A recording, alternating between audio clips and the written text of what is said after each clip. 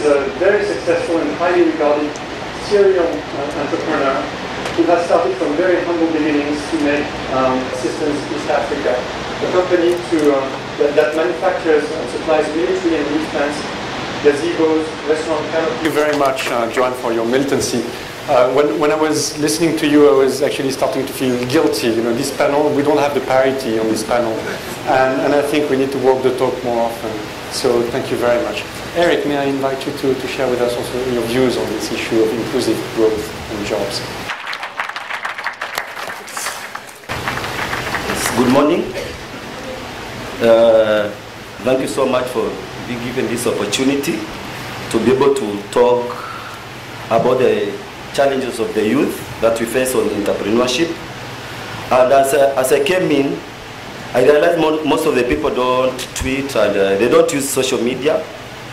Myself, I use social media so much in terms of mentoring the youth and voicing the challenges. And I asked the youth, what are the challenges that they face mostly in entrepreneurship in Kenya?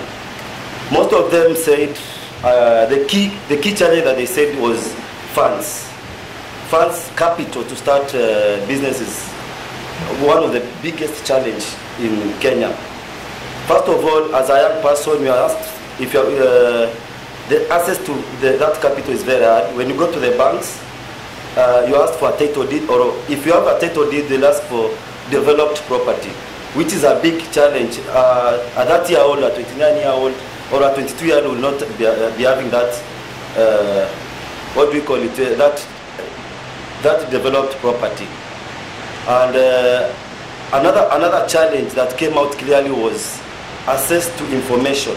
Most of the youth, they have the ideas, but they don't have that access to information, like where to start, what are the requirements for registration, what is the legal framework. And with that, you find that most of the youth are unemployed, or they have an idea, but they don't have that where to start. So we need that private and public partnership to be able to sensitize the public on entrepreneurship, because entrepreneurship is very important on our Kenyan government, or development of the Kenyan government, whereby if we encourage entrepreneurship, my personal experience is that I've been able to employ 80 youth in my company, which if we are able to nurture, sensitize, and put a lot of effort on entrepreneurship, we'll be able to tackle now the current issue of security, other social issues like crime, addiction to drugs. So I really recommend the government to put a lot of effort encouraging and nurturing the youth in terms of entrepreneurship. Another challenge that we face is infrastructure. Currently I'm doing I think it's a World Bank donor funded project. I've been going all over the country, installing these tents in all hospitals in Kenya, all the 47 counties. But what came clearly, the infrastructure, as my distinguished panelist, Mr. Mugo Kibati, said, from Taveta or we go to Hola, the road infrastructure, the road network is very bad. And I had to sleep on the forest. It was it was a nasty experience. If the government can work on that, we'll be able to have good information, and we'll be able to practice entrepreneurship very well. Another thing, there's this culture of as Kenyans, we have a culture that is not good, that does not give a conducive environment for business, whereby for you, as much as they have given 30% provision for tendering procurement, government tendering procurement process, we'll find out there is a lot of corruption. Corruption is one of the biggest impediments, nepotism and tribalism, whereby we'll find out that I have to know someone who knows another person for me to be able to get a contract. You will not get a contract out of the merit. You'll get a contract because of who you know. And that's most of the contracts that we get as young entrepreneurs. We call them tenderpreneurs. Tenderpreneurs are people who, they know someone who knows another person to get that contract.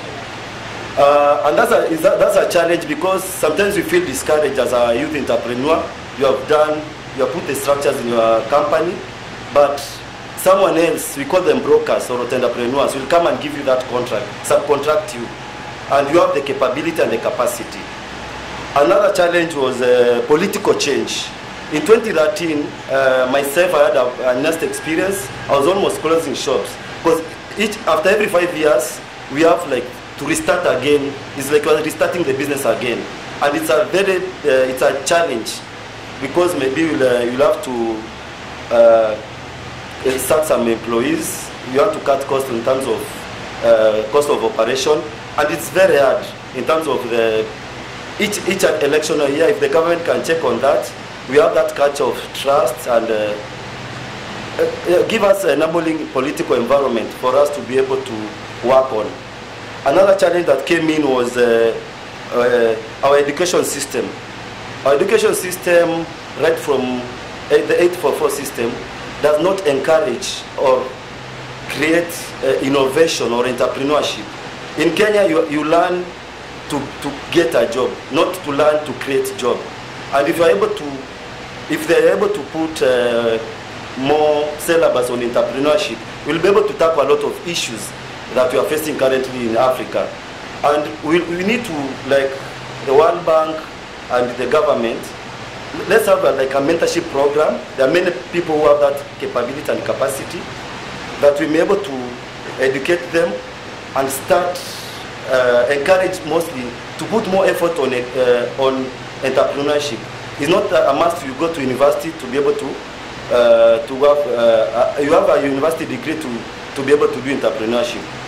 So if you are able to come up with systems and structures that youth entrepreneurs will be able to be nurtured and cultivated well, we are able to go well.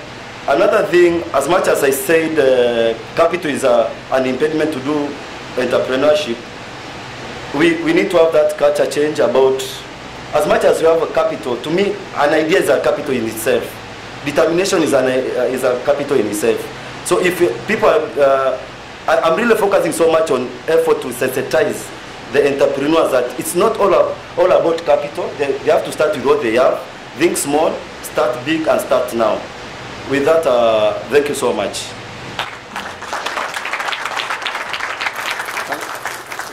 Here 15 minutes earlier.